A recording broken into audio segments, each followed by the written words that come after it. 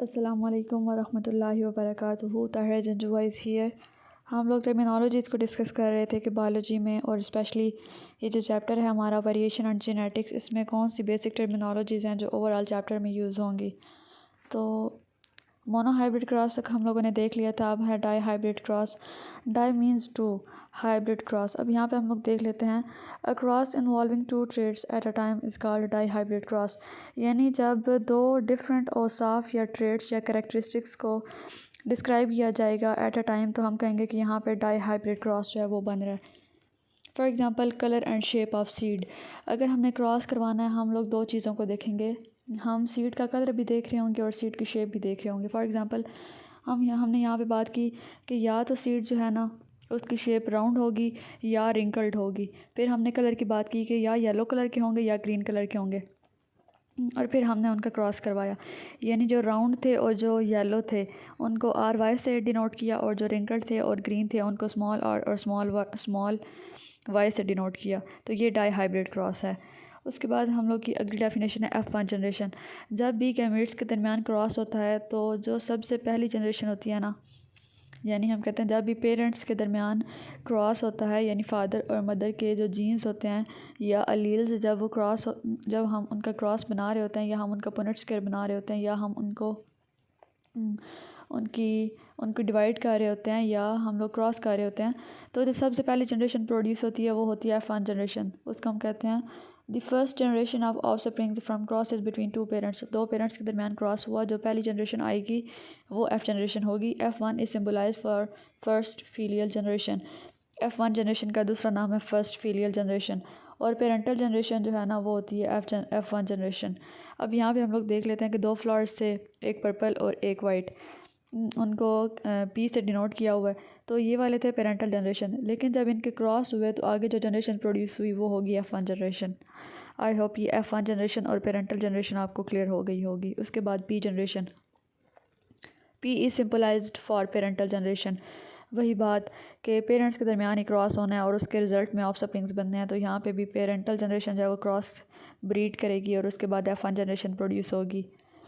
उसके बाद हम लोग देख लेते हैं कि प्योर और true breed are collected by self pollination and their offspring are उनके ऑफस्प्रिंग जो होते हैं ना वो भी सेल्फ पोलिनेटेड होते हैं, यानी वो प्योर होते हैं। वो बिल्कुल हम कहते हैं ना कि एज इट इज़, जैसे पेरेंट्स होंगे वैसे ही उनके ऑफस्प्रिंग्स होंगे। For example a plant having purple flower pollinated then it should yield purple flower.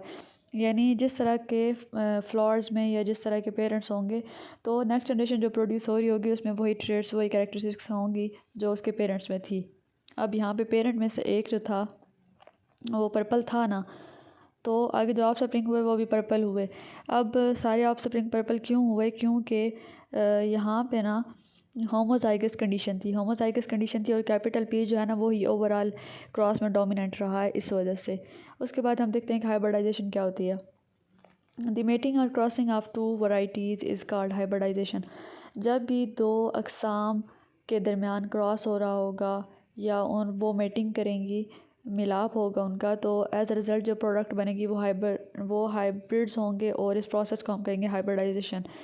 Offsprings produced as such, इस प्रोसीजर के थ्रू जो ऑफस्प्रिंग्स बनते हैं उसको हाइब्रिड कहते हैं। For example in cross of T and capital T the offspring is a hybrid capital T small t। यानी homozygous और हेटेरोजाइगस कंडीशन है ना, तो एक कैपिटल T आ गया और दूसरा स्मॉल t आ गया, तो ये हाइब्रिड है। अब यहाँ पे देख लेते हैं, एक पेरेंट था टाल कैपिटल T और ड्वार्फ स्मॉल t। अब जब इनके गैमीट्स हमने देखे तो F1 जनरेशन, या हम कहते हैं कि इसका हाइब्रिड बना कैपिटल T स्मॉल t। फिर जब हमने इसकी फर्दर F2 जनरेशन हमें चाहिए थी तो हमने कैपिटल T और स्मॉल t का क्रॉस करवाया। तो यहाँ पे जो उनके 3% थे ना, या हम कहते हैं कि 3 ऑफस्प्रिंग थे, वो टाल होंगे और एक उनका ड्वार्फ होगा। तो हम कहते हैं कि ये प्योर ब्रीडिंग हो रही है, F2 इंडिविजुअल्स प्रोड्यूस हो रहे हैं। उसके बाद देख लेते हैं कि F2 जनरेशन क्या होती है।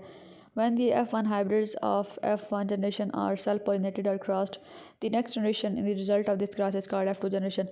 जब F1 क्रॉस को दोबारा F1 क्रॉस के साथ मल्टीप्लाई किया जाता है या क्रॉस ब्रीड करवाया जाता है, तो एज अ रिज़ल्ट जो जनरेशन प्रोड्यूस होती है वो होती है F2 जनरेशन। अब यहाँ पे देख लेते हैं, पेरेंटल जनरेशन है कैपिटल एस, ये होगी डोमिनेंट, और उसके बाद और होमोजाइगोट ये होमोजाइगस कंडीशन। उसके बाद स्मॉल एस होया हुआ शॉर्ट के लिए यानी ड्वार्फनेस के लिए। गैमीट्स बने तो कैपिटल एस स्मॉल एस ये हो गया F1 जनरेशन। F1 जनरेशन को दोबारा सेल्फ क्रॉस करवाया यानी हमको F2 जनरेशन चाहिए थी, तो उसके बाद जो रिज़ल्ट बना वो आप लोगों के सामने है। ये पुनेट स्क्वायर के थ्रू हम लोग F2 जनरेशन को प्रोड्यूस करवाते हैं। उसके बाद जंपिंग जीन्स और ट्रांसपोसोन्स, कुछ जीन्स ऐसी होती हैं जो अपनी जगह पे नहीं रहती हैं, वो ओवरऑल क्रोमोसोम पे मूव करती रहती हैं यानी एक जगह से दूसरी जगह ट्रांसफ़र होती रहती हैं। Jumping genes do not settle peacefully on their place या on their loci, they keep on hopping on different loci on the same chromosome or other chromosome। अब सेम ट्रेट के क्रोमोसोम या डिफरेंट क्रोमोसोम के ऊपर वो jump करती रहती हैं, इसलिए उनको जंपिंग जीन्स भी कहते हैं या ट्रांसपोसोन्स भी कहते हैं।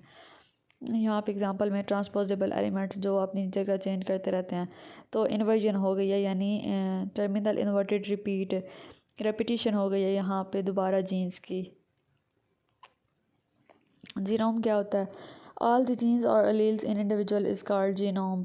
किसी भी ऑर्गेनिज़म में जितनी अक़साम की जीन्स होंगी, जितने भी अलील्स होंगे, ओवरऑल हम अगर देखें ना तो हम कहते हैं कि ये उसका जीनोम है, ये उसका सारा जेनेटिक मटेरियल है। उसके बाद हम एक और भी डिफ़ाइन करते हैं जीनोम की डेफिनेशन को। Genome is the sum of all genetic material in an individual. किसी भी ऑर्गेनिज़म में जितनी भी तरह का जेनेटिक मटेरियल है जिसने ट्रांसफ़र होना नेक्स्ट जनरेशन में, वो उसको हम कहते हैं genome. It provides all information about the organisms and directs all vital processes. ये हमें, अगर हम इसका मुताला करें या हम इसको स्टडी करें, तो ये हमें किसी भी ऑर्गेनिज़म की सारी इंफॉर्मेशन दे सकता है। हमें ये चेक करने के बाद पता चल जाता है कि किसी भी इंसान का जेनेटिक मेकअप जो है वो कैसा है। Human genome includes coding regions of the DNA genes, non coding regions of the DNA. अब दो टाइप के रीजन्स होते हैं, एक कोडिंग रीजन होता है और एक नॉन कोडिंग रीजन होता है। प्रेजेंट इन कहाँ पे मौजूद होता है? न्यूक्लियर डीएनए में और माइटोकॉन्ड्रिया में, यानी माइटोकॉन्ड्रियल डीएनए के अंदर जीनोम प्रेजेंट होता है। ये हमें याद रखनी है ये बात। यहाँ पे हमारी सारी टर्मिनोलॉजीज़ कंप्लीट हो गई हैं। कोई भी कन्फ्यूजन हो तो आप लोग पूछ सकते हैं। आई होप क्लियर हो गया होगा। जब भी हम लोगों ने जेनेटिक्स का पोर्शन पढ़ना ना, कहीं पे भी पढ़ेंगे तो ये बेसिक टर्मिनोलॉजी जो है ना यही यूज़ होनी है। तो आपको बेसिक आइडिया होना चाहिए कि कौन सी टर्म जो है वो क्या डिफ़ाइन करती है। कोई भी कन्फ्यूजन हो तो आप लोग पूछ सकते हैं। फ़ी अमान अल्लाह, अल्लाह हाफ़िज़।